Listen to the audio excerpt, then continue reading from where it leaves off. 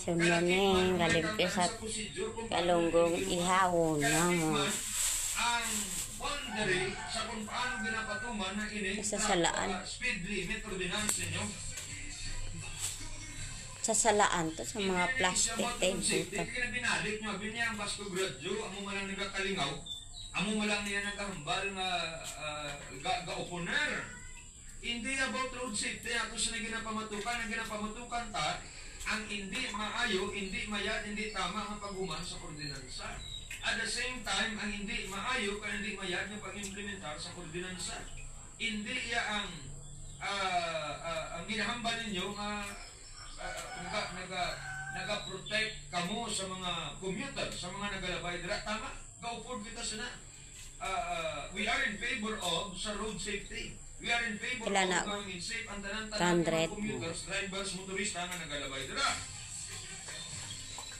Ang gina-question sa Basco Gradyo, kunayhan, ang inyo sinayaban Din sa gapangag bakat isda.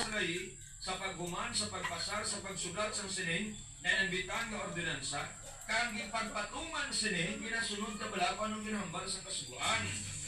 Ang hambal ninyo, yan naman yung nagpalabot sila sa reklamo sa bayan ng Sangguniang Panalawigan. Apoy, di man sila kareklamo diri sa akong sinyang opisina. Ariyo, wala mo na mabalaan nga bot siningon nga wala ang libertad, nga wala kayluaya ng mga tao nga magpamangkot naman. Ay kung magpamangkot, yung dahil nga buton ka, latawan niyo bilang ginauburahan ninyo sa Basco Gradyo, gapamangkot ng Basco Gradyo, pagkatapos yung buton sa mga nanon, masulat ka mo sa Sangguniang Panalawigan, kung mga doon pasaka ka mo sa mga kaso, mga Galigpis at isda. Pasko na Kaya sa salaan ta ba? ordinaryo mga tao, ordinaryo mga motorista, ordinaryo mga residente, siya sinabago ang mga pamangkot, may kataran sa ordinansa, o di kainan nga pagkakabot sa mga brokon sila. The statement of the mayor said nga ang balya, kung sundot na lang, kaya para man sa kaiwan at ang tanan-tanan, tama. Pero, binitado ng mga statement na mga kapareho sila. Kaya sa naginalang at isundon na ng ordinansa, kanyang overspeeding, among ginakabangdar sa aksidente, kag makaluluoy ang mga tao, ang mga biktima ang involvado sa sining mga aksidente. May mga natago. Liwat ginahambal ako hindi about road safety ang issue diri. Ang issue diri ang may kantanan sa inyo sa naginhuman ng ordinansa.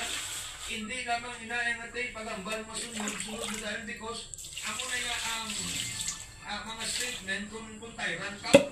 Diba? Inang sundan na lang. Hindi na ko magpuston kay para mo na sa inyo sinikayuan. Hindi.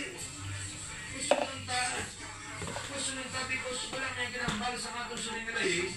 May blind obedience, tanan-tanan bulag lang ang mga sunod ng mga tao, ang mga motorista, ang mga commuters. Awon na guys. Sa nga di ka na mo kasang pwede nga question.